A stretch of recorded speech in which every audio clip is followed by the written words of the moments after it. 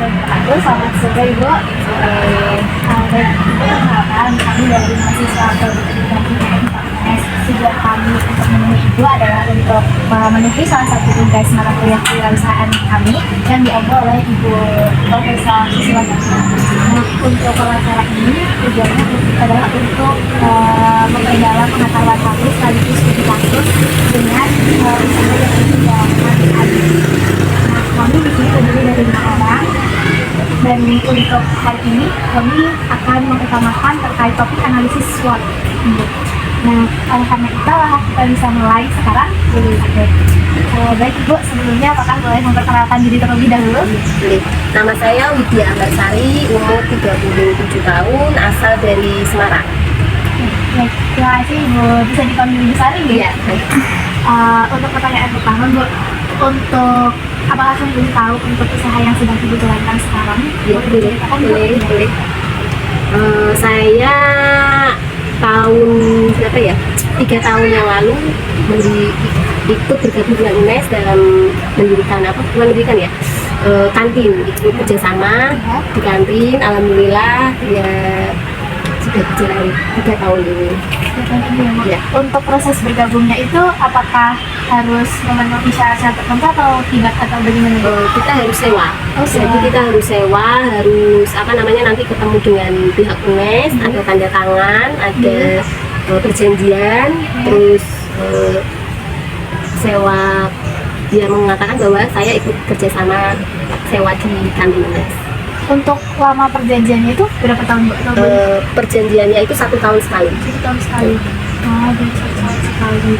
Untuk persyaratannya apakah itu cukup ribet atau sederhana saja? Sederhana sih, cuman awalnya itu fotokopi KK, KTP, terus kita bikin bawa materai, tanda tangan, terus bikin perjanjian bahwa menyatakan ingin sewa kantin di UNES.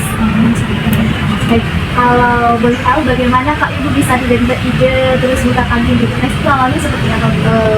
Dulu kan habis corona, jadi karena pandemi mahasiswa libur total, terus saya cari-cari info, alhamdulillah dapat info kantin UNES, terus alhamdulillah ya dari dapat info itu terus berdiri sampai sekarang. Alhamdulillah Ibu. Kalau untuk pemilihan Ibu, kenapa memilih Fakultas IPA sebagai target utama Ibu? Awalnya itu tidak sengaja. Tidak sengaja. Di mana yang kosong masuk aja.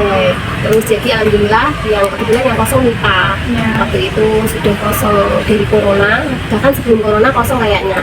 Terus alhamdulillah kosong, terus saya nempatin sampai sekarang. Sampai sekarang berarti dari dulu memang ada di pojok situ. Iya. Yang kosong di situ ya? Iya, yang kosong di pojok situ.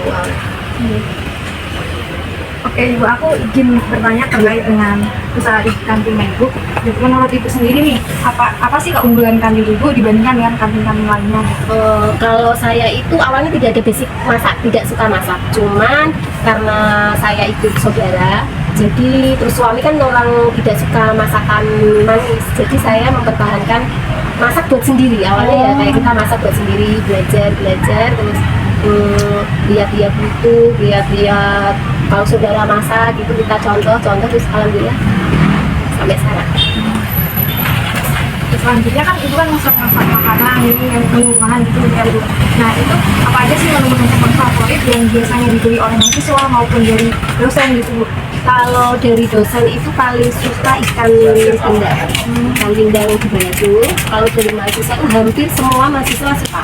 Ada ayam tak cabein, ada telur, ada macam-macam sih maksudnya. Tapi paling favorit itu geprek sama soto.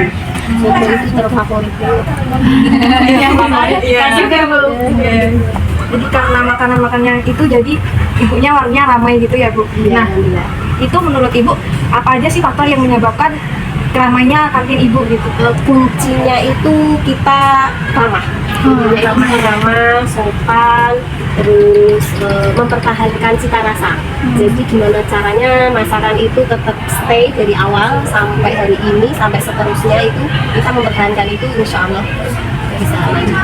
Jadi kualitas makanannya itu dijaga banget gitu ya? Kualitasnya dijaga banget. Jadi saya tidak pernah kayak menyisakan makanan buat besok itu tidak. Jadi kalau tidak habis ya gimana caranya itu tidak habis. Itu dibaginya ke mahasiswa atau?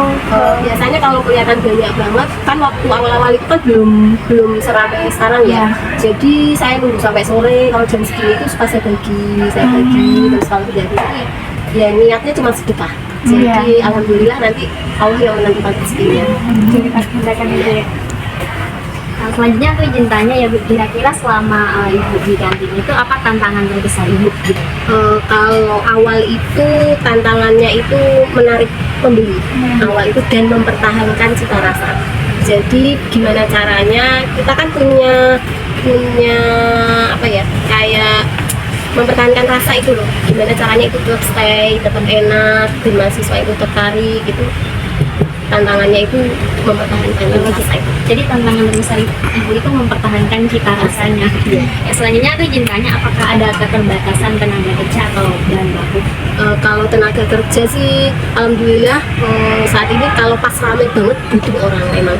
Cuman ya gimana kita nyiasatin aja. Jadi kalau terlambat ya kita minta maaf, apa ya kalau lama ya kita selalu minta maaf. Ya tantangannya sih pas jam-jam makan siang itu kita ngalik hanya narik ke depan ke depan itu gimana caranya biar stay.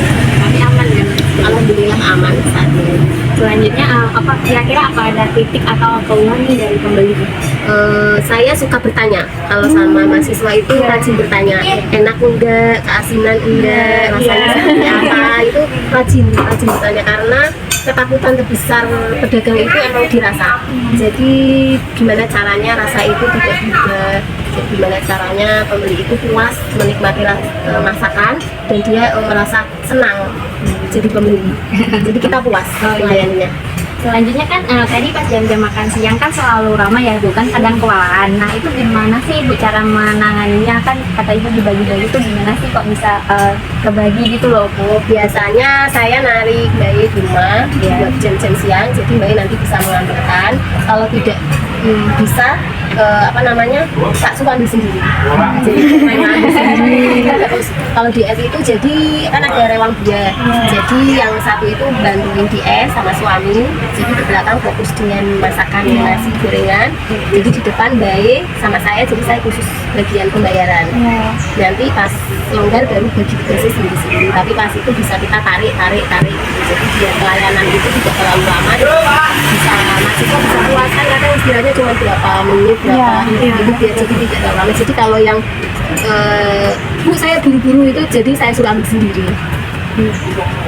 Kalau ngambil sendiri itu kira-kira Ibu khawatir nggak Bu, misal kalau ngambil sendiri porsinya banyak atau gimana gitu Bu? Oh enggak, saya dari awal jualan emang kewalahan di tenaga. Jadi bebas, maksudnya Allah kan sudah memberi rezeki, jadi saya tidak pernah takut. Jadi mau banyak sedikit yang penting habis. Jadi saya selalu bilang ke mahasiswa, boleh ambil sendiri yang penting habis.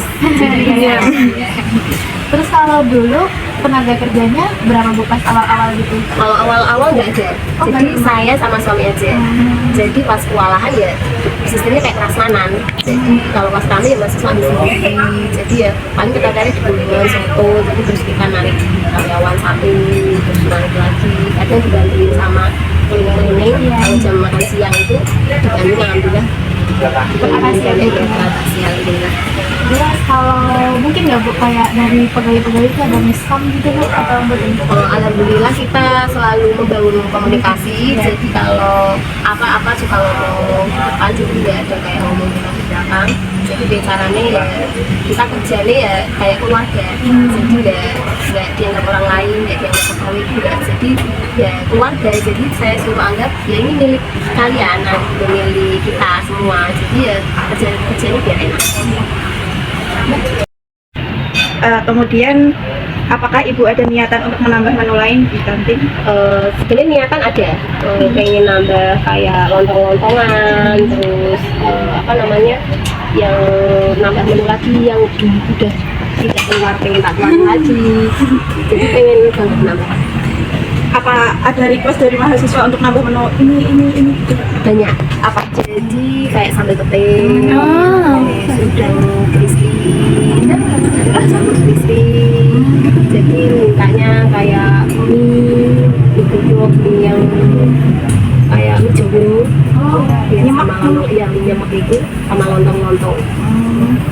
Terus kemudian apa Ibu ada bekerja sama pemasok kayak misalnya es atau bahan-bahan kayak cabai atau jeruk buat es jeruk? Oh, ada.